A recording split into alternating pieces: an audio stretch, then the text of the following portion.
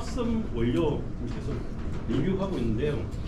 거의 뭐 첫째 날부터 해가지고 계속 뭐 반복된다고 보시면 될 것 같습니다. 그 이제 요 AN입니다. AN은 여러분도 잘 알다시피 원료는 프로필렌이고요. 그리고 이제 액체 물질이고 제법은 이렇습니다. 그리고 특징은 뭐 이렇게 되어 있고요. 용도로는 보시는 바와 같이 이런 게 있습니다. 그 다음에 이제 공정도는 반응 공정, 급냉, 흡수, 배수, 그 다음에 요 고순도를 이렇게 만들어가지고 녹축시키는 공정으로 이렇게 나눠져 있고요. 그리고 이제 섬유로 이제 들어와가지고 섬유에 대한 그 정의가 되겠는데요. 길이가 너비보다 좀 현저하게 긴 형태의 천연 또는 인공 물질을 섬유라고 하고, 섬유는 크게 천연 섬유하고 인조 섬유로 나누고, 천연 섬유는 다시 이러한 부분이 돼가지고 대표적인 거는 이런 것들이 있습니다. 그리고 인조 섬유는 크게 이 세 가지 섬유가 있는데, 지금 저희 태광 쪽에서는 거의 이쪽 편에 지금 포커스가 돼가지고 생산하고 있다고 보시면 될 것 같습니다. 그리고 이제 섬유가 만들어지기까지 하나의 플루라고 보시면 될 것 같고요.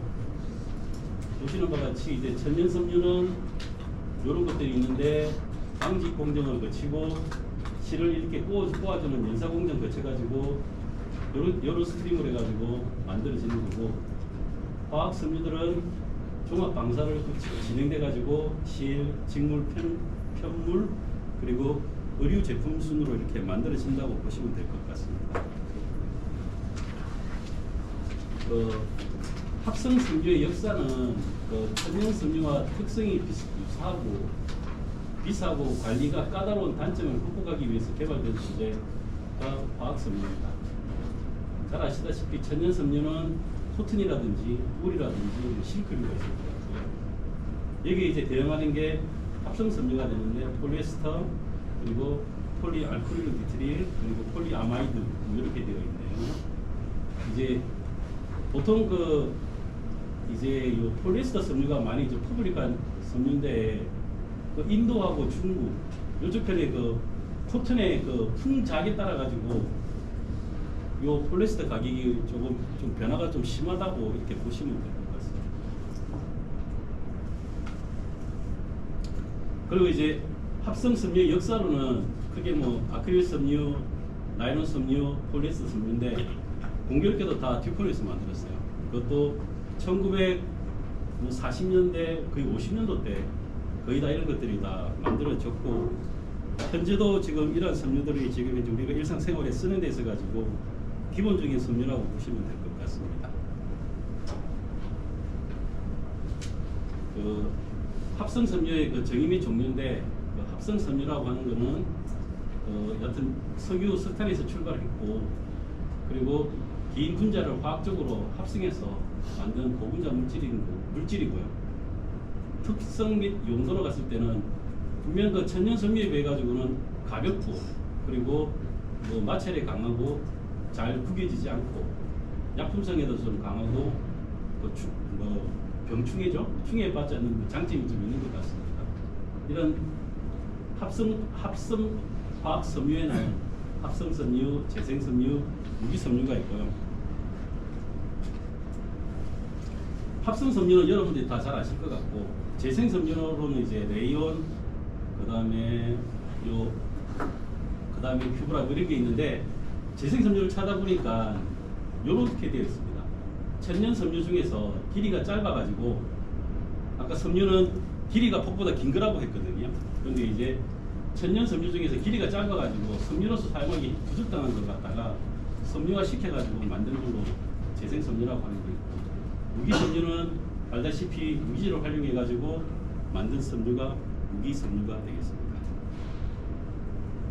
그리고 이러한 합성 섬유 용도로는 기본적으로는 의료용하고 산업용으로도 다양한 분야에서 적용되고 있다라고 되어 있고, 보시는 바와 같이 이런 주요 품목에 아주 다양하게 사용되고 있다고 보시면 될 것 같습니다. 다음 장부터는 이러한 이제 합성 섬유가 어떤 건지 다시 한 번 더 리뷰하는 시간인데요. 나일론 섬유가 되겠습니다. 폴리아마이드 66인데 요거는 폴리아미드계 합성 섬유고 그 락탐의 그 중합이라든지 카르복시산이라든지 디아민의 중합을 통해 가지고 제조됩니다. 특성 및 용도는 보시는 바와 같이 이런 특성들이 있고 주요 용도로는 이런 데 지금 많이 사용되고 있다고 보시면 될 것 같고요. 다음 장으로는 그 나일론 섬유가 만들어지는 공정도 보면 되겠는데요. 원료는 거의 락탐이죠. 락탐 가지고 중합 공정, 방사 공정, 그리고 부처리 공정의 순을 통해 가지고 나일론이 만들어진다고 보시면 될 것 같습니다. 그 다음에 이제 폴리에스터 섬유가 되겠는데요. 요거는 요 에스테르계 쪽 합성 섬유가 되는 거고, 요 TPA하고 EG의 중합을 통해 가지고 제조가 되고 방사 통해 가지고 섬유가 이렇게 생산이 되는 겁니다. 특성 및 용도 부분도 요 정도가 되고 있고, 주요 용도로는 이렇게 지금 사용되고 있다고 보시면 될 것 같습니다. 공정도 부분에 갔을 때는 주 원료가 되는 PTA하고 그다음 에틸렌 글리콜, 슬러리 제조부터 통해 가지고 요 단계 쭉 거쳐 가지고 만들어진다고 보시면 될 것 같아요.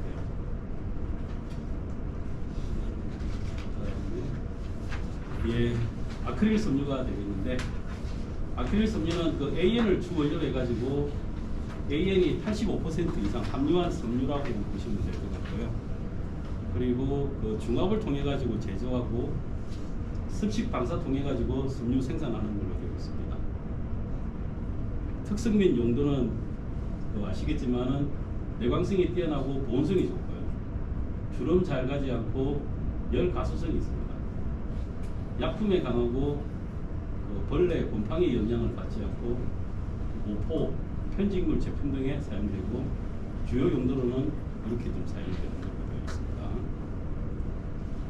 그리고 아크릴 섬유의 공정도인데 원료가 되는 아크릴 리트릴, 그리고 비닐 아세테이트 모노마, 그리고 촉매를 갖다가 원료를 통해 가지고 그 다음에 원료 조합하고 폴리머 생산하고 이 원료 용제 투입 제조 공정 거쳐 가지고 방사 공정 지나고 부처리 공정 순으로 진행되면서 아크릴 섬유가 생산된다고 보시면 될 것 같습니다.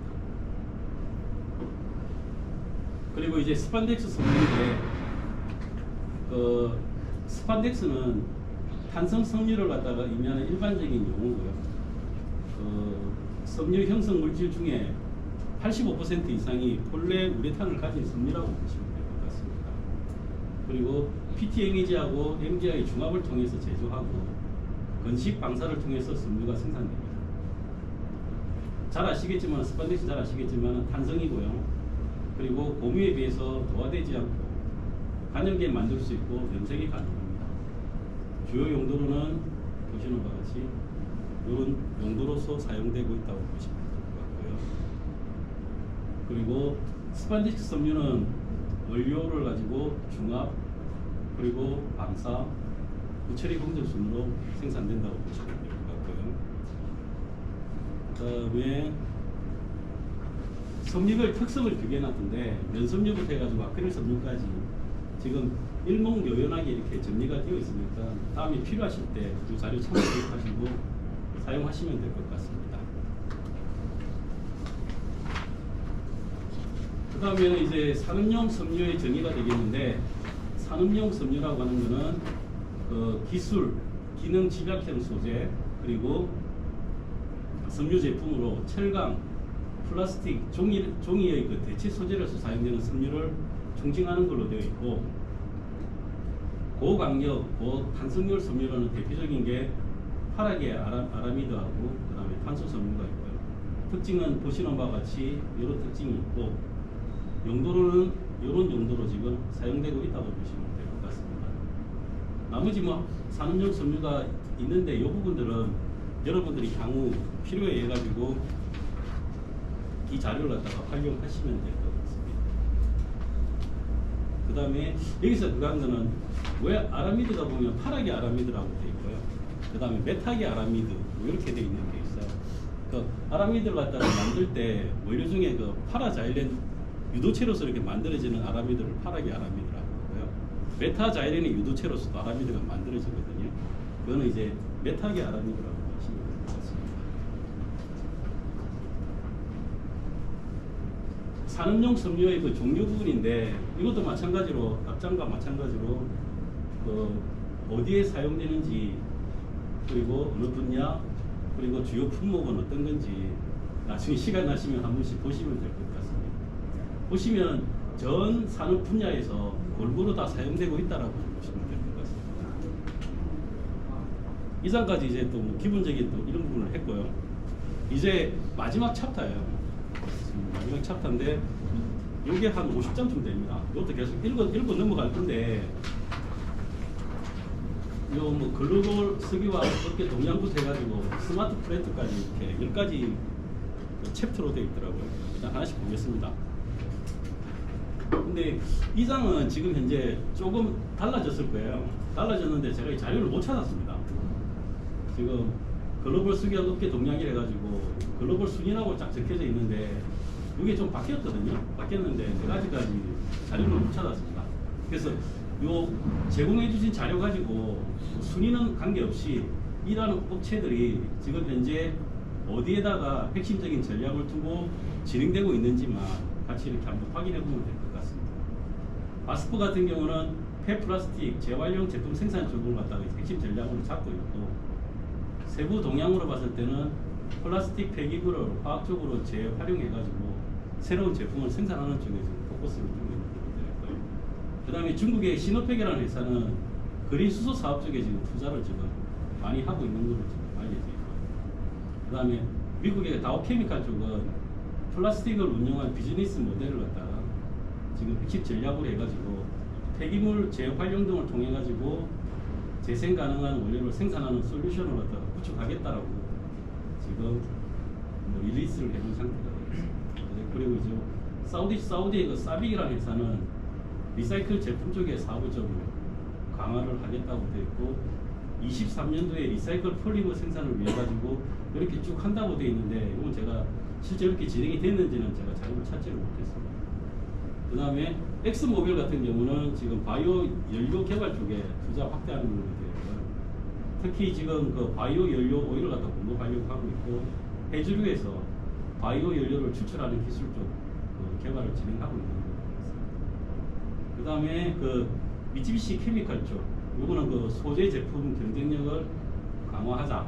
그래가지고 지금 현재 소재 부분의 제품 경쟁력을 계속 강화시키는데 지금 주안점을 두고 이런 업계들이 지금 전략을 추진해서 진행하고 있다고 보시면 될 것 같습니다. 그 다음에 그냥 정의를 해놓은 건데요. 석유화학 사업은 글로벌한 에너지, 화학 메이저 기업들의 사업 포트폴리오의 일부고, 보통 지금 현재는 사업 다각화하고 그 규모의 경제를 달성을 통해 가지고 시장 내부를 갖다 유지하는 걸로 되어 있는데, 이 자료가 조금 오래된 자료일 수도 있습니다. 지금 현재 요 23년도 글로벌 화학 기업 매출 순위에서 그 LG하고 롯데케미칼하고는 조금 순위가 조금 바뀌어졌을 겁니다.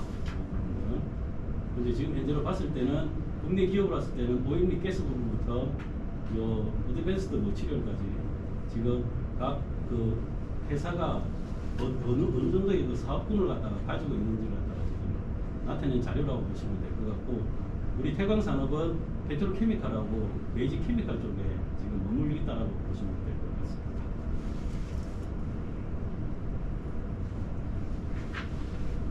네, 그 다음에 미국의 경우는 1970년 이후 원가 경쟁력이 좀 약화됐고 기술이 이제 많이 범용화돼 버려가지고 석유화학 산업에 대한 경쟁력은 일단 70년 이후부터는 미국 같은 경우는 소실됐다고 지금 다들 보고 있고요.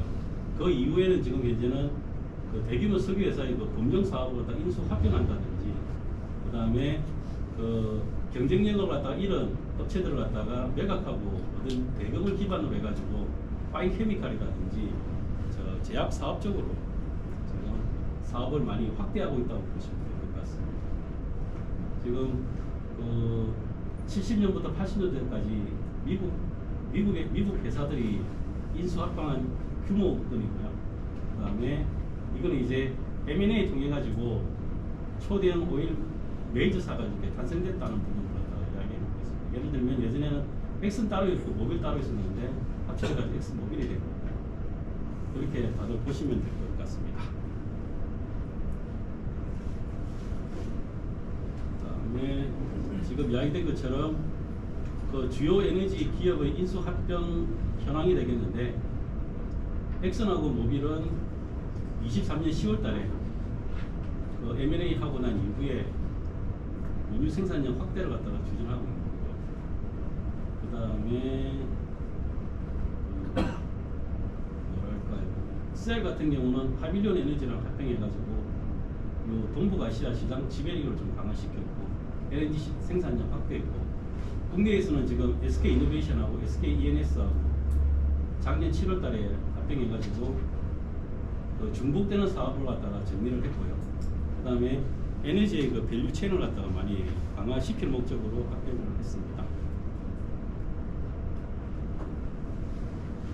이제 한국 쪽으로 보겠는데요. 한국은 석유 화학 산업의 이제 수익성이 이제 좀 부진이 좀 많이 장기화되고 있습니다.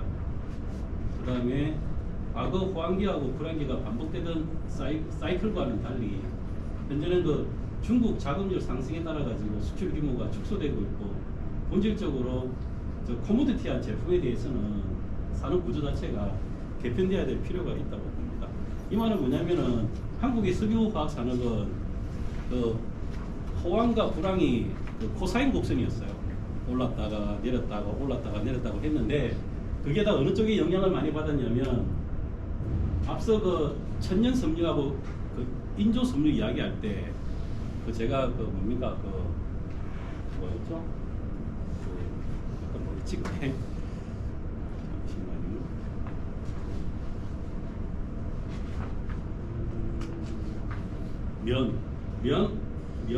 면 작황이 좋을 때는 제가 가격이 안 좋다고 했거든요. 그리고 면 작황이 안 좋으면 가격이 좋다고 했었어요. 그러다 보니까 그 한국 같은 경우는 중국하고 인도의 영향을 좀 많이 받았는데, 왜 중국하고 인도의 영향을 많이 받았냐면 그 면 작황에 따라 가지고 진행이 됐었고, 거기에 따라 가지고 이제 한국의 석유화학 산업은 코사인 곡선이에요. 요래 갔어요. 그래 갔는데 어느 시점에 이제 중국이 이제 화학 굴기를 시작했어요. 이제 자급자족을 한 거죠. 그러다 보니까 이제 저희들이 이제 생산한 화학 제품들을 갖다가 팔아야 되는데 팔지를 못했어요. 그러다 보니까 이제 한 2020년 기점으로 해가지고 그냥 석유화학 산업은 계속 불황이 계속 반복되는 사이클이에요. 불황이. 중국 자금률이 상승했고, 예를 들면 지금 이제 우리 태광의 그 PTA가 100만 톤이잖아요. 40만 톤짜리를 갖다가 2007년도에 캡합에서 100만 톤을 만들었거든요. 근데 중국은 2015년 이후 돼가지고 갑자기 이제 100만 톤짜리 짓더만은 그 다음 단위 공정이 300만 톤 만들어요. 막 그러더만 어느 순간에 또 500만 톤 막 이래 나가는 거예요. 여기는. 그러다 보니까 이제 여기서 이제 만든 생산품을 갖다가 중국으로 팔아야 되는데, 중국 자체적으로 이렇게 대규모로 이렇게 설비를 갖다 만들다 보니까 이제 팔지를 못하는 거예요. 게다가 또 어떤 일이 벌어지냐면, 중국은 이제 공산당 체제잖아요. 그럼 이제 어느 이제 성에서 만들었어요. 만들어가지고 이제 팔아요. 팔고 남잖아요. 그럼 그 이제 밀어내기 식으로 해가지고 그 동남아 쪽으로 그냥 아주 저가에 팔아버려요. 자기들은 뭐 공산당에서 이렇게 만약에 PTA를 1000만 톤 만들어라. 그럼 만들거든요. 만들어가지고 중국 내에 팔아요. 팔고만 300만 톤 남았어요. 그러니까 우리 같은 경우는 뭐 손익 따지고 뭘 따지고 이러는데, 중국은 안 그래요. 그럼 그 300만 톤? 그럼 아예 저가로 해가지고 동남아 쪽에다 그냥 헐값에 팔아버리니까, 이제 더더욱이 이제 우리 한국 석유화 쪽에서 바디를 틈을 갖다가 계속 이제 잃어가고 있는 거예요. 그래서 이제 중국의 화학 굴기가 이제 번창하면서 한국 쪽은 조금 문제가 된다. 그래서 어제 계속 이야기했지만은 예상과는 다르게 계속 국내의 그 석유화학 제품 수출 추이는 계속 떨어진다. 그리고 그 그 석유화학의 그 쌀이라고 하는 에틸렌도 생산량은 계속 떨어져 가고 있다. 근데 여기서 멈추는 건 아니고 아마 더 떨어질 거예요. 그래서 아마 거의 나중에 어떻게 될지 모르겠는데 아마 이제 범용 코모디티 그 석유화학 제품은 이제 한국을 떠났다고 보시면 될 것 같고요. 이제 우리는 아마 그 일본이 걸었던 길을 갖다가 가야 될 것 같은 예감이 듭니다. 제가 이제 여러 이제 석유화학 회사들을 많이 이제 봤는데 현재 지금 이제 석유화학 회사들이 대다수가 다 적자예요. 근데 유독 흑자를 내는 회사가 한 곳 있어요. 어디냐면요, 우리 그 PTA 받아 쓰는 SK케미칼이에요. SK케미칼이 예전에는 이제 섬유 회사였고요. 그 다음에는 이제 필름을 만들었고, 그 다음에 지금은 SK케미칼 하면 우리 섬유 회사라고 안 하잖아요. 제약 회사로 바뀌었잖아요. 그렇게 넘어갔어요. 그래서 제가 이제 SK케미칼 일을 좀 했는데 한번 물어봤거든요. 아니 다른 회사들은 뭐 주야장창, 뭐 창립자가 뭐 페트를 만들었으면 페트 가지고 그냥 먹고 사는데 어떻게 유독 SK케미칼은 계속 그 메인 프로덕트가 왜 이렇게 자꾸 바뀌어갑니까? 그리고 바뀌어가는데 다 성공했네요. 왜 그렇게 됐어요? 물어봤어요. 물어보니까 SK케미칼도 처음에 성경으로 시작될 때 자기 기술은 거의 없었고 일본의 기술을 받았다고 합니다. 근데 그 일본에서 기술을 그 성경으로 전수해준 회사가 그 일본이 지금 이제 뭐 정유 사업이 이렇게 축소가 될 때 뭘 하고 했었어요. 그래서 SK케미칼에다가 기술을 전수해준 그 회사가 옛날에는 그 뭐 페트도 만들었다가 그 다음에 필름으로 갔다가 제약회사로 자연스럽게 넘어갔대요. 그러다 보니까 이제 그걸 갖다가 SK케미칼이 이제 그대로 받아가지고 이렇게 진행을 한 결과 지금 대부분의 석유화학 회사들은 다 적자인데 유독 SK케미칼은 계속 흑자고 거기는 지금 이제 거의 화학회사보다는 그 제약회사에 가깝게 거의 좀 바뀌었다고 볼 수 있고요. 그 나중에 또 이야기가 될 수가 있는데 어떻게 보면 국내 석유화학 회사가 이렇게 나아가야 될 길을 갖다가 제시했다라고 보시면 될 것 같습니다.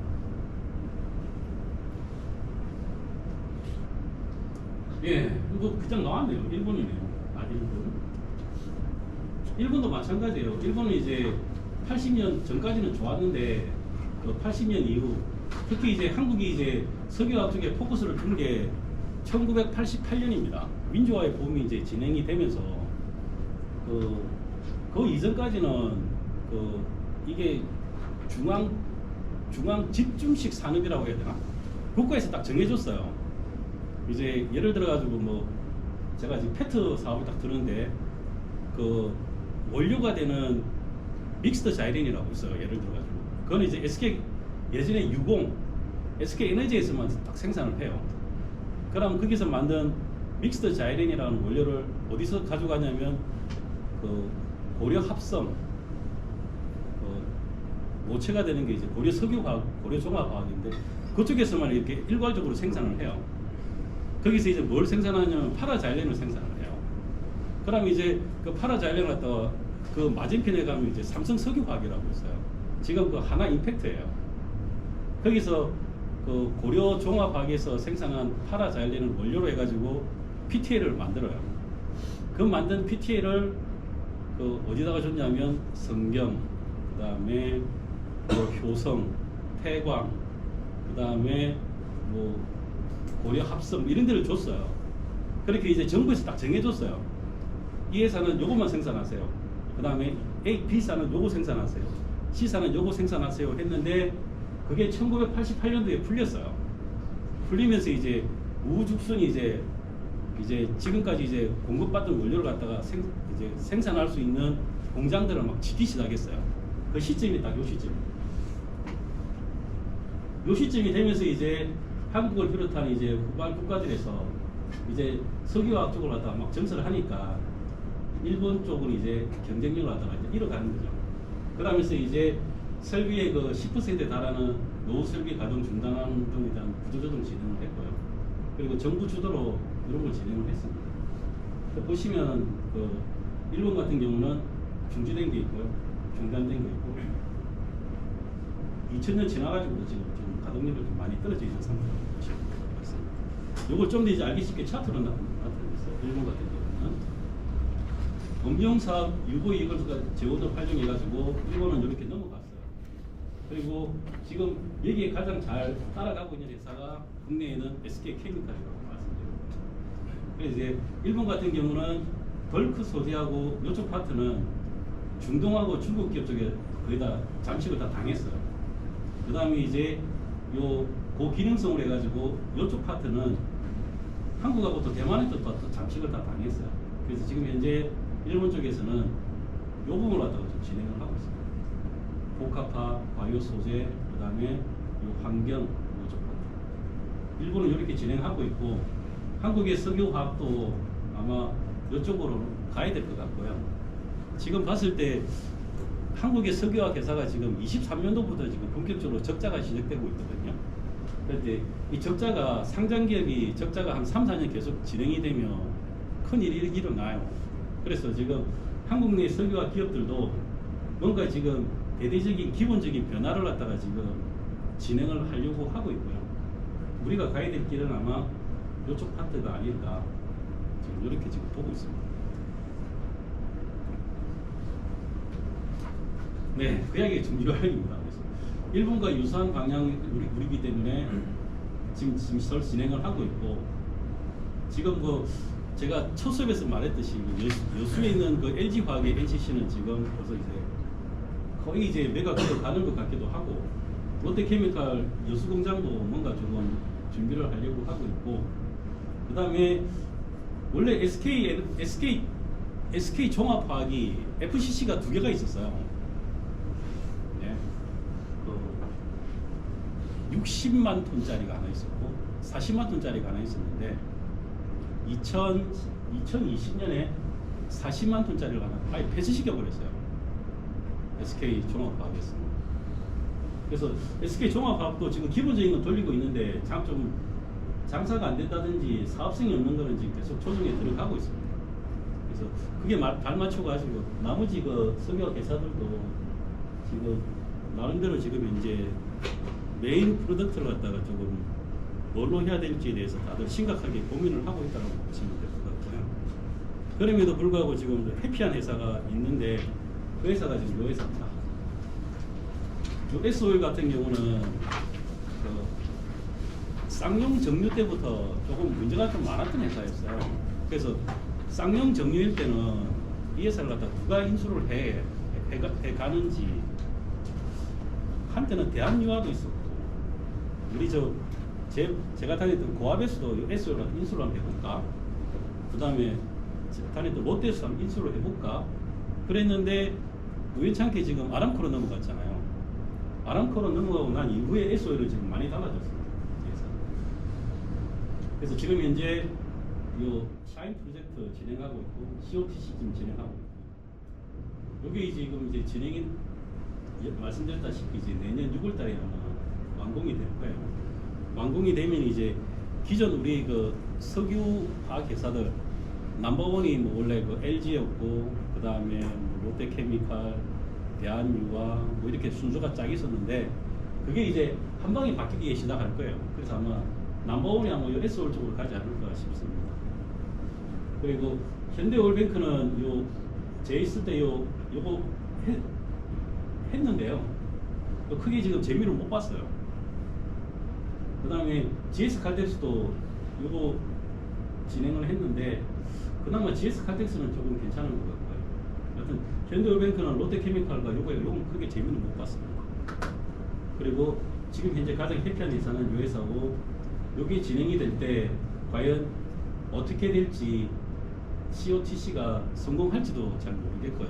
근데 한국 사람들이 손을 대면 다 성공해요. 한국 엔지니어들이 원체 조금 뭐랄까요, 좀 유능하거든요. 그래서 하자면 한국 엔지니어는 다 해내요. 그래서 성공은 할 거예요. 성공하게 되면 제일 먼저 타격을 받을 회사는 SO일 바로 옆에 있는 대한유화가 아마 타격을 받을 거고, 그 다음에 에틸렌 프로필렌 생산하고 있는 기존 메이저 업체들 LG화학하고 롯데케미칼 포함해가지고 일부도 조금 영향을 받지 않을까 싶습니다. 네. 이제 여기서 이제 나오고 있는 게 SO일의 그 COTC 건인데요. 오일에서 바로 이렇게 케미칼로 바로 진행되는 건데, 요건 어찌 보면 수율이 상당히 좋아진다라고 보시면 될 것 같습니다. 결국 요거 말하는 거거든요. 기본적인 이제 전통적인 방법보다 이렇게 계속해서 기술이 발달해가지고 원유를 정제해가지고 케미칼류로 만드는 수율들은 계속 상승했는데, 그 제일 정점에 있는 기술이 현재로서는 COTC다. 이렇게 보시면 될 것 같고요. 현재 지금 그 하고 있는 데는 요 사빅하고 요 아람코는 요 사빅 쪽에서 중동 쪽에서 한 업체가 지금 하고 있어요. 한 업체가 진행을 하고 있는데, 본격적으로 만약 한국의 S-오일에서 이걸 성공하게 되면 아마 이 기술은 순식간에 아마 전국적으로 아까 전 세계적으로 쫙 퍼질 것 같아요. 그래서 이것도 이제 여러분들 눈여겨 좀 볼 필요가 있지 않을까 싶습니다.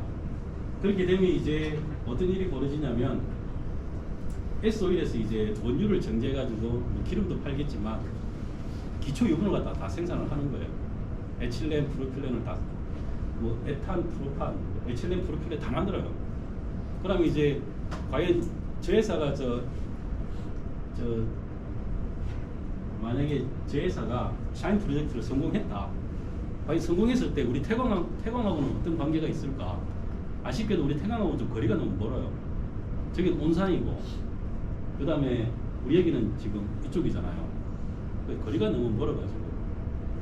그래가지고 저 S-오일에서 저 생산된 값싼 유분을 갖다가 우리 태광에서 좀 받을 수만 있으면, 지금 현재 우리는 거의 SK 에너지로부터 거의 다 받거든요. 그러니까 SK 에너지가 거의 독점이에요. 이렇게 저희들한테 주는 원료가. 그런데 만약에 이제 거리는 엄청나게 멀지만은 그 S-오일에서 이렇게 샤인 프로젝트가 성공해가지고 기초 유분을 갖다 우리가 좀 받을 수만 있다면, 그 원료 소싱을 두 군데서 하게 되면 아무래도 사용하는 우리 입장에서는 이렇게 입맛대로 좀 고를 수가 있거든요. 그리고 이제 공급하는 업체도 단독 그 공급해주는 업체 대비 두 군데서 공급을 하게 되면 상대적으로 좀 불안감을 좀 가질 수가 있어요. 그러면 이제 우리가 이제 조금 이제 낮은 가격에 원료를 공급받을 수가 있는데, 단적인 얘가 이제 저 온산이고 여기 그래 되니까 너무 멀다 보니까 조금 문제가 되는데, 이 부분을 갖다 어떻게 해결할까 지금 다들 고민하고 있습니다. 배관을 깔면 되는데 너무 멀어가지고요. 아마 배관을 깔게 되면 아마 수백억이 들어갈 것 같거든요. 이게 조금 문제가 될 수도 있습니다.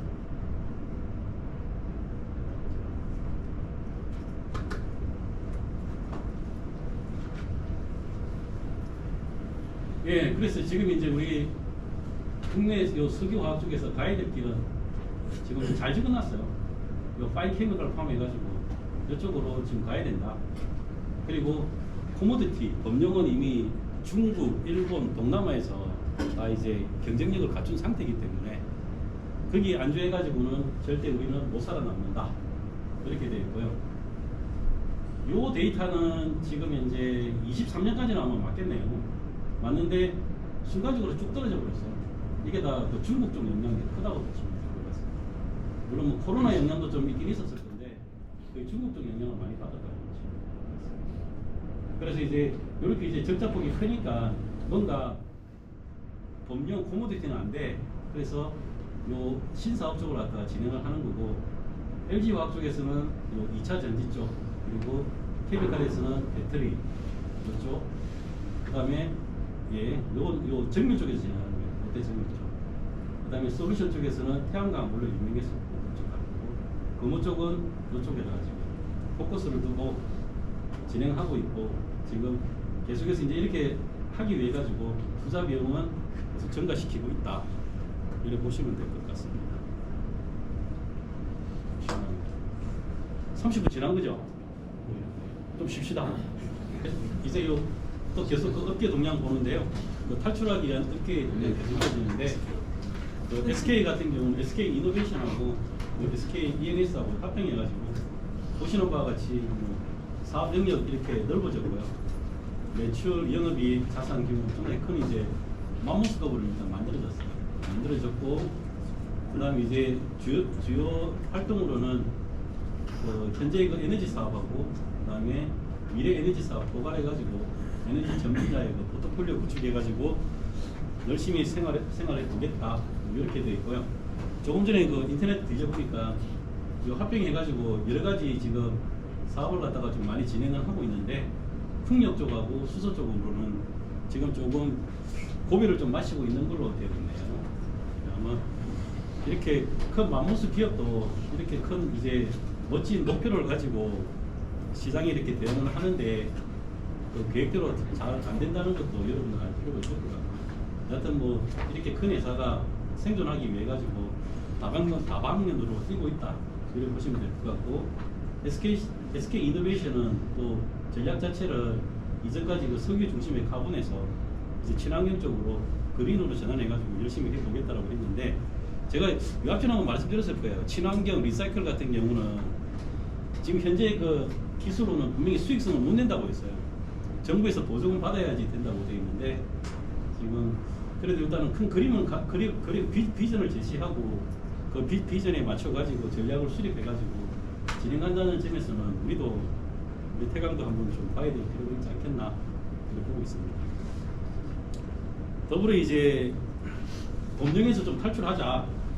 이제 요게 이제 또 그겁니다. 그래서 이제 세 번째 꼭지가 고부가가치 폴리머 산업이 아마 미래 석유화학 쪽에 가야 될 길이 아니냐. 그래서 뭐 어제였습니까? 말씀드린 대로 이제 법령에서는 인프라로 가야 될 것 같고 인프라에서는 슈퍼 인프라 쪽으로 가야 된다. 그래서 이제 앞으로는 이쪽 편에 포커스를 둬가지고 사업을 갖다가 진행을 해야 된다. 이런 의도로 보시면 될 것 같습니다. 그 다음에 이 부분은 이제 분명히 미래 사업은 맞는데 그 기업이라고 하는 게 나름대로 그 이윤을 만들어내야 되거든요. 그래서 가야 될 방향은 맞아요. 가야 될 방향은 맞는데 이게 이제 그냥 뭐랄까요?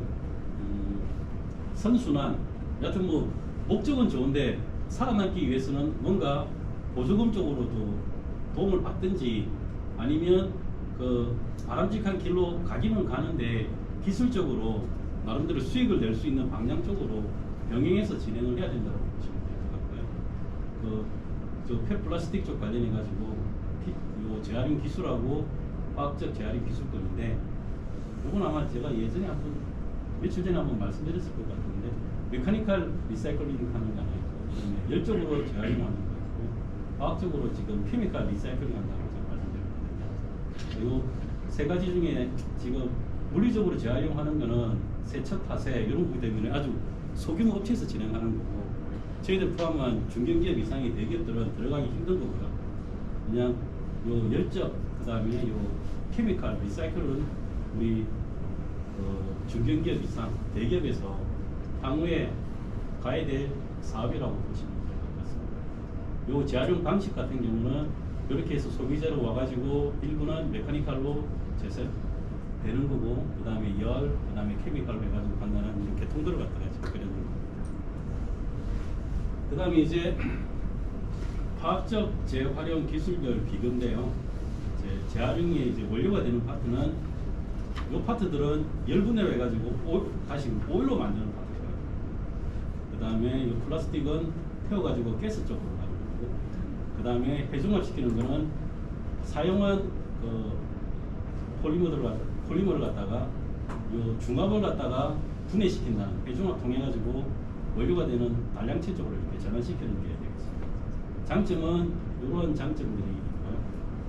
그리고 단점은 이겁니다. 에너지 요구량이 많다.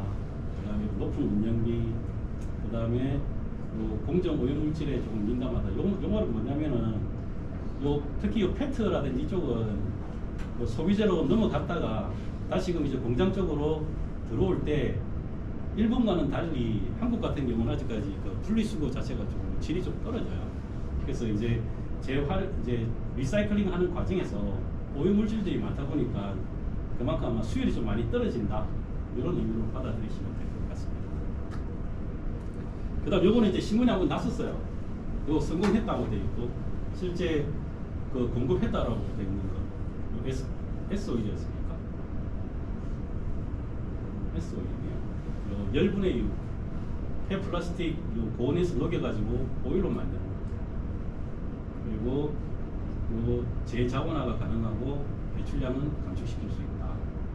그래서 S-오일은 이렇게 계획이고 실제 요거는 한다. 요게 있는데 요거 지금 하고 있을까요? 안 하고 있을까요? 세 번째?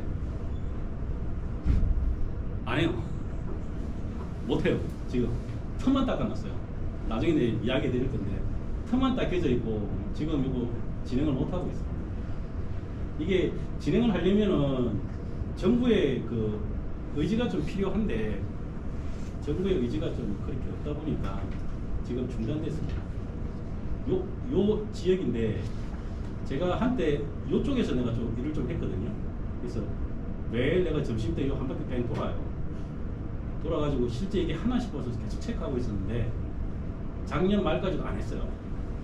그래서 틈만 닦여져 있고 언젠가는 확인을 해야 되는데 들어가는 비용이 많고 초기 투자비가 많고 그 다음에 투자된 비용 대비 회수하는데 시간이 많이 걸리다 보니까 조금 문제가 되고 있고 지금 현재 SK그룹이 하이닉스 빼고는 다 힘들거든요.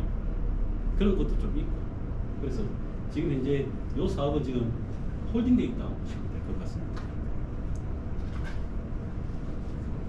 그 다음에 이거는 이제 우리 태강 쪽과 관계되는 건데 폐합성 섬유 원료로 전하는 기술을 갖다가 상용화 작업했다. 예, 이 제품 친환경 제품이다. 이렇게 보시면 될 것 같습니다. 그 다음에 이제 업체들은 폐열도 재활용하고 있다. 마른 수는 다시 짜는 기업들로 되어 있는데 실제 요 이전에 한국 석유화학 회사들은 다 활용하고 있어요. 있다고 보시면 될 것 같고요. 그리고 지금 현재 요 나선 업체 SK는 열병합 발전하고 있고 인천 석유화학에서는 요거 하고 있고요. 이렇게 하고 있는데 요 내용 읽어보면 그냥 그렇습니다. 내가 내용을 읽어봤는데 그 인천 같은 경우는 뭐냐면은 여기 인천이죠. 인천은 폐열을 갖다가 활용해가지고 난방수 만들어가지고 인근 지역에다가 공급하는 걸로 지금 되어 있습니다. 여러 가지 업체들은 활동을 많이 하고 있다고 보시면 될 것 같고요. 그 다음에 이제 바이오 플라스틱 쪽인데 바이오니까요. 석유 기반에서 이제 벗어나가지고 미생물하고 효소를 활용해서 플라스틱을 생산하는 건데 미세 플라스틱 문제를 갖다가 근본적으로 해결할 수 없다는 점에서 조금 이게 과연 실제 대안일까 이렇게 이야기하는 경우도 있다라고 합니다. 그리고 전 세계 바이오 플라스틱 시장 규모는 계속 상승 추세라고 보시면 될 것 같고요. 국내 기업 쪽으로는 이러한 기업들이 이런 걸 진행하고 있다라고 되어 있고요. 그 다음 장에서 이제 대표적인 바이오 플라스틱 종류를 한번 보겠습니다. 지금 현재 거의 상용화되고 있는 바이오 플라스틱 대표적인 게 PB8라고 하는 게 있고요. 그 다음에 PLA라고 하는 게 있고 PHA가 있습니다. 그래서 각각의 용도에 대해서는 지금 이렇게 되어 있고요. 한마디로 이제 그 사용하고 나면 거의 비닐 봉지라든지 비닐류인데 이걸 갖다가 이제 사용하고 난 다음에 토양 쪽에 갖다 놓으면 자연스럽게 분해가 된다. 이런 의도로 해가지고 지금 많이 만들어졌는데 현재는 지금 크게 사용은 안 하는 걸로 알고 있어요. 왜냐하면 이것도 이제 문재인 정권에서는 친환경적인 게 많이 이제 정책적인 반영이 돼가지고 많이 이제 활성화됐었는데 다시 이제 지금 현재 윤 대통령 정권에서는 그게 친환경 쪽은 아닌 것 같아가지고 그게 지금 메리트는 아직까지는 없는 걸로 되어 있고요. 특히 이제 지금 트럼프 2기가 접어들어가지고 더더욱 이 부분에 대해가지고는 좀 메리트는 좀 많이 없는 걸로. 하지만 언젠가는 해야 된다. 그렇게 지금 보고는 있습니다. 그 다음에 이제 바이오 합성 섬유가 되겠는데요. 지속 가능한 폴리에스터 생산 과정이라고 해가지고 그걸 표시를 해놨어요. 이것도 필요하긴 필요해요. 근데 아마 들어가는 제조 원가 자체가 조금 많이 필요하지 않을까 싶습니다. 폴리에스터니까 납사 개질하면 납사가 나와요. 그리고 납사를 납사를 개질하면 리포메이트라고 하는 물질이 나오고 리포메이트를 갖다가 BTX 쪽에서 돌리게 되면 믹스드 자이렌이라고 하는 게 나오고 믹스드 자일렌을 갖다가 파라자일렌 만들고, 파라자일렌 가지고 산화 환원 공정 거치면 PTA 만들어지고, PTA에다가 이지를 갖다가 에틸렌 글리콜을 포함시키고 이러면 페트가 만들어지고, 이게 직물 이렇게 가는 게 기본적인 석유화 제품이었는데, 이제는 그 뭐랄까요, 바이오 기반, 그 다음에 리뉴얼하고, 그 다음에 요거 탄소 포집에 사용하는 요거 반영해가지고 요렇게 가는 거는 맞기는 맞을 거예요. 맞기는 맞는데 아직까지는 제조 비용이 좀 많이 들다 보니까 크게 지금 업체에서는 많이 조금 선호하는 편은 아니다라고 보시는 게 맞지 않을까 싶습니다. 근데 언젠가는 해야 됩니다. 언젠가는 해야 됩니다. 그 다음에 잠시만요. 여기 하나 빼먹은 게 있나?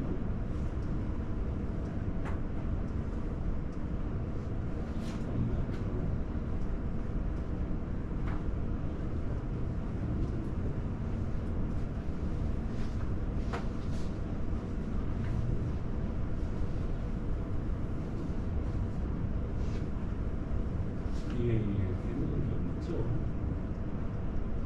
이것은 뒤에 가서 있겠는데. 아직 샤인 프로젝트는 안 나왔잖아요. 그죠? 샤인이 안 나왔죠. 알겠습니다. 네, 그래서 해야 되는데 이미 그 경쟁적인 업체에서는 하고 있는 데가 있어요. 특히 이제 우리가 눈여겨봐야 될 업체는 이 폴리에스터 관련해가지고 인도라마라고 하는 회사가 거의 전 세계 그 폴리에스터 생산 업체 중에서 가장 경쟁력을 갖춘 업체가 인도라마라고 하는 업체입니다. 본사는 태국에 있는데 그 인도라마라고 하는 회사의 그 주인이 인도 사람이에요. 그래서 아마 인도라마라고 이렇게 지어놨는데, 이 회사는 초기에는 조그마한 회사였어요. 근데 이제 이 폴리에스터 업체가 경쟁력이 이제 없는 업체들이 이제 한두 개 시장에 놓기 시작했어요. 이 업체가 잘한 게 뭐냐면 그런 업체들을 다 자기 걸로 다 만들어 버렸어요. 그러다 보니까 전 세계 폴리에스터 공급량 중에서 큰 역할을 차지하고 있어가지고 지금은 인도라마 회사가 거의 폴리에스터 서플라이 체인에서 거의 뭐 키를 갖다가 쥐고 있다라고 보시면 될 것 같습니다. 근데 이 회사는 지금 빠르게 벌써 재생 CC 통해 가지고 PT 생산하고 있거든요.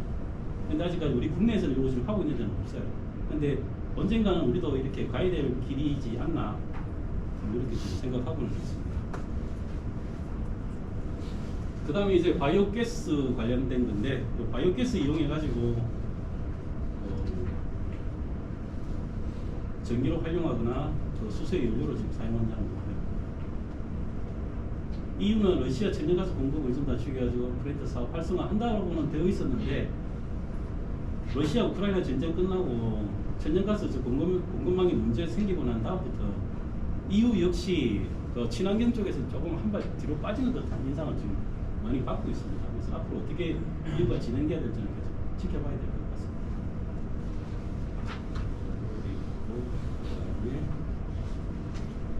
예, 그다음 요거 신문에 한번 났었거든요. 제주도 쪽에서 바이오가스 쪽 요 사업 진행한다라고 되어 있는데, 이게 지금 완공은 돼가지고 지금 제대로 운영이 되고 있는지를 제가 시간이 없어서 확인을 못했어요. 다음에 한번 시간 되면 제가 확인을 하겠습니다. 그 다음에 지금 이제 이야기됐던 거 탄소 포집해가지고 이제 저장하고 뭐 활용한다는 거. 예. 뭐 아시겠지만 요 개통도는 요래 갑니다. 요래 가는 거고요.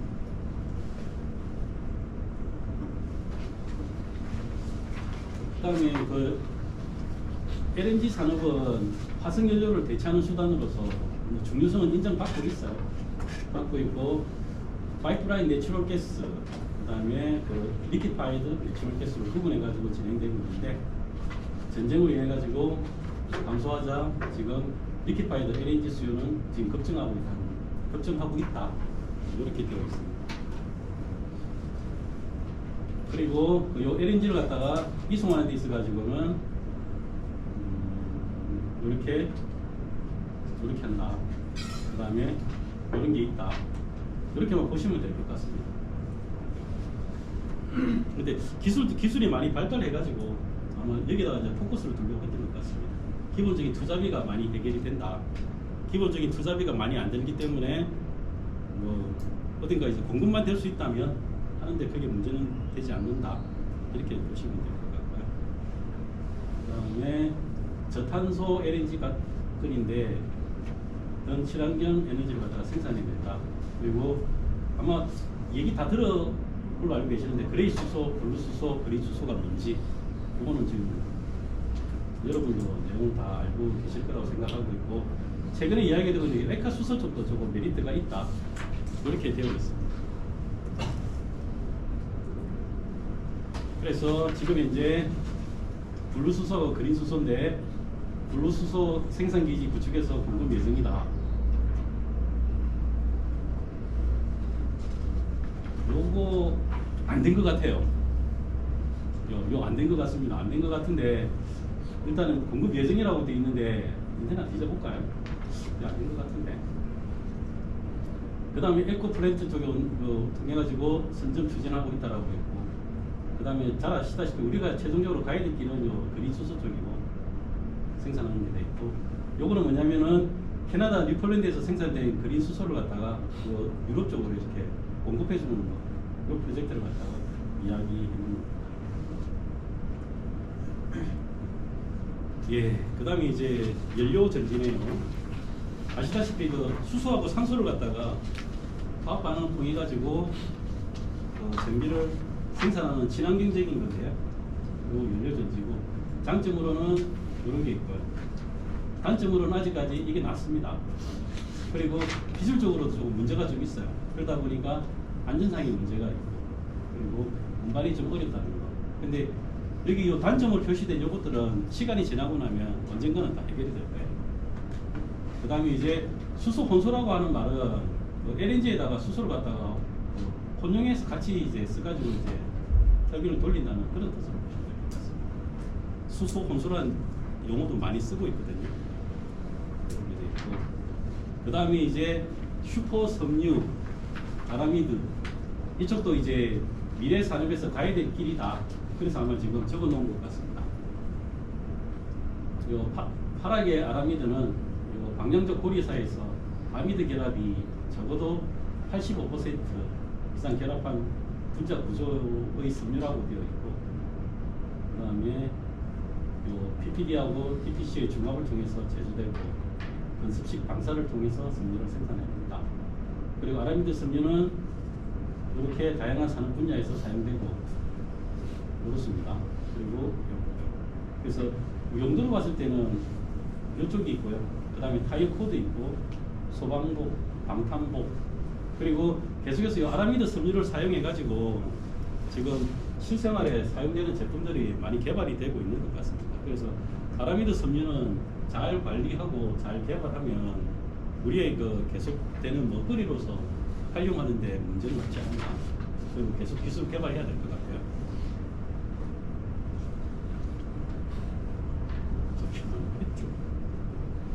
예, 그리고 이제 그 중에서 이제 좀 이야기되고 있는 게 방탄 쪽, 뭐 이런 게 있기 때문에 경량화하고 그 다음에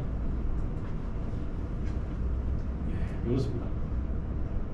그래서 아마 우리 요 아세파라라고 요 방탄 분야에서 이렇게 지금 잘 대응하고 있다라고 보시면 될 것 같고요. 그 다음에 요 광케이블 관련해 가지고 광케이블은 요거에 통칭하는데 확대가 되고 있고요. 우리 요 태광 제품은 막아주는 장력 보강제 역할과 광케이블을 절개하는 리코드 용도로 적용되고 고객을 갖다가 잘 만족시켜주고 있다. 그렇게 되어 있습니다.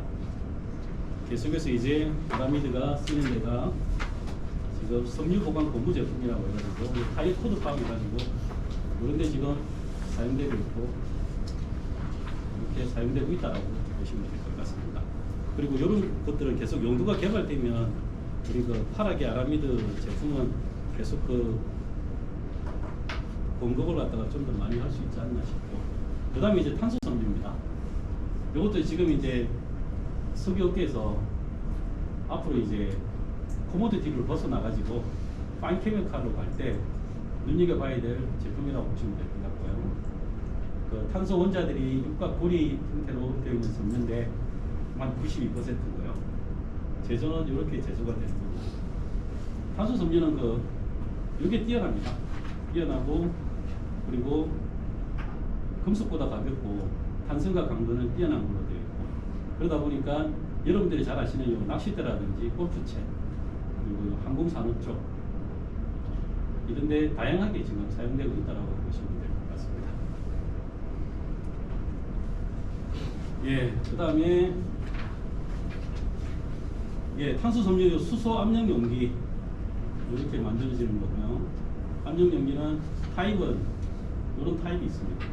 타입이 있고 각 타입별로 특징들은 이렇게 좀 정리가 되어져 있습니다. 네. 그리고 이제 자동차 경량화가 관련해 가지고 탄소 섬유가 지금 많이 사용되고 있거든요. 네. 여기 프레임이라든지 이쪽이 아마 중점적으로 사용되고 있고요. 그 다음에 탄소 섬유가 우주 항공용 쪽으로도 지금 사용되고 있고, 그 사용의 그 용도라든지 사용 범위는 계속해서 확대가 되고 있다고 보시면 될 것 같습니다. 그리고 이제 그 석유화학 쪽에서는 향후에 배터리 소재 사업 쪽으로도 지금 계속 적극적으로 투자를 하고 있고요. 다 지금 진행을 하고 있습니다. 하고 있고요. 그래서 지금 이렇게 좀 진행은 되고 있는데, 여기 지금 현재 지금 누구죠? 미국 대통령 거기에 따라 가지고 또 이게 또 지금 어떻게 될지 잘 모르겠습니다, 솔직히. 그래가지고 지금 기업들이 지금 이걸 계속 밀어붙여야 될지 말아야 될지 계속 트럼프가 지금 하여튼 트럼프가 지금 어떤 사람인지 우리 솔직히 다들 알고는 있는데, 저 사람이 지금 화석 연료 쪽으로 그냥 계속 밀어붙이게 되면 안 되잖아요. 근데 또 왜 이 사람이 또 일론 머스크랑 또 손잡았잖아요. 그래서 막 복잡한 거예요, 지금 어떻게 돌아가는지. 그래서 계속 지켜보고 있습니다. 그래서 그저께 승부수 띄었잖아요. 캐나다하고 멕시코에다가 관세 때리고 중국 때리니까 또 여권세 때리니까 또 그냥 또 한 달간 또 홀딩 들어가고 그리고. 그래서 지금 거의 트럼프는 거의 활화선처럼 막 계속 바뀌니까 그게 대응하기가 솔직히 힘듭니다. 힘들지만 나름대로 석유화학 회사가 코모디티에서는 벗어나야 되기 때문에 뭔가 좀 파인 케미칼이라든지 의약품 쪽으로 가야 될 입장에서 이런 부분도 지금 현재는 계속 급등을 하고 있다고 보시면 될 것 같습니다. 예, 그리고 이 동작 원리인데요. 이렇다고 합니다. 나 솔직히 여긴 잘 모릅니다. 잘 모르는데 이렇다고 하니까 여러분들이 여기에 배터리 주요 구조가 양극적으로 쫙 되어 있으니까 한번 보시면 될 것 같고요. 그 다음에 이제 거의 끝나갑니다. 그리고 이제 앞으로는 이제 그 프렌트도 좀 스마트해야 된다. 그래야지 뭐 효율적으로 갈 수 있다. 그리고 요즘 이제 가장 문제가 되고 있는 게 SHE잖아요. 관련해 가지고 이거 들어가고 있다. 뭐 이런 내용들입니다. 그 다음에 이제 끝입니다. 근데 제가 원래 이게 한 장의 사진을 더 가지고 오고 싶었는데 그 한 장의 사진을 못 가지고 갔는데, 그러니까 정제 석유화학의 제일 마지막 모델을 갖다가 한 장의 그림으로 그려놓은 게 있는데, 여러분들이 그걸 봤는지는 모르겠는데 그 컨트롤룸에 한 사람이 앉아 있고 그 옆에 개가 한 마리 앉아 있거든요. 그게 이제 석유 정제 화학의 최종 미래라고 되어 있는데 다 무인으로 다 가는 거예요. 다 무인으로 가고 뭐 100만 톤짜리 공장이든 200만 톤짜리 공장이든 석유 화학 쪽은 최종적으로 갔을 때는 뭐 오퍼레이터라든지 그 조종원들이 없고 모든 게 다 전자동으로 이루어지고 단지 전체적인 관리 차원에서 한 명, 그 정도로만 이루어지는 게 석유화학 공장이고 언젠가는 그렇게 가야 될 것 같아요. 그런 관점에서 이제 이것도 이제 어느 정도 진행이 된다고 보시면 될 것 같고요. 그 다음에 마지막으로 이렇게 적어놨더라고요. 여하튼 이렇게 돼 있습니다. 전 이게 여하튼 이렇습니다. 그래서 제가 이제 오늘까지는 거의 이제 기본적인 상식만 지금 계속 이야기했고요. 내일부터는 이제 뭐 분류 공정, 그 다음에 뭐 조금 실질적인 이제 그쪽으로 들어갈 것 같은데, 들어가게 되면 이제 아마 제 경험상 뭐 각종 사고라든지 뭐 화재가 났던 부분이라든지 뭘 잘못하면 여러분들 다친다든지 이런 걸 이제 병행해서 아마 이제 말씀을 드릴 거고, 오늘까지는 3일차까지는 거의 기본적인 산업에 대해서 한번 이렇게 참 이렇게 리뷰를 하셨다, 그런 차원에서 일단 보시면 될 것 같습니다. 혹시 뭐 여기까지 뭐 궁금하신 건 없죠, 그죠? 알겠습니다. 그럼 오늘은 좀 빨리 끝낼게요. 이 정도로 끝내고 또 너무 빨리 끝내나? 아, 그러면 안 되는데. 하여튼 오늘 수업은 끝났습니다. 그래서 지금 217장까지 일단 다 끝냈어요. 다 끝냈기 때문에 지금 그 다음 내일부터는 이제 들어갈 겁니다.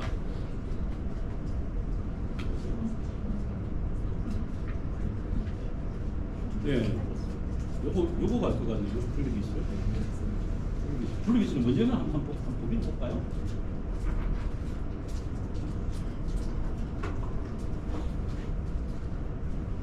똑같네요. 처음 시작이네요.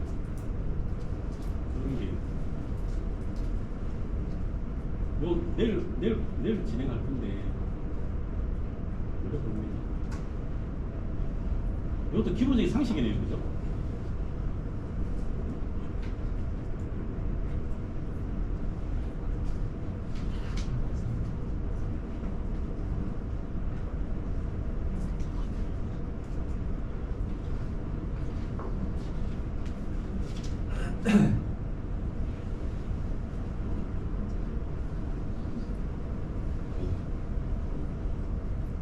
그렇네. 저까지 내일 2시간 해야 되는데 1시간 반 해야 되는데 안 되겠네. 내일은 분리기술하고요, 모레는 반응기술하고, 그 다음에 마지막 월요일은 수출이하고 냉각탑 하는 걸로 되어 있습니다. 시간은 가능한 한데 맞춰서 1시간 한 20분 정도 할 수 있도록 제가 좀 준비를 좀 해가지고 해드리겠습니다. 하여튼 오늘은 10분 일찍 좀 끝내도록 하겠습니다. 네, 다들 수고하셨어요. 네, 감사합니다. 네.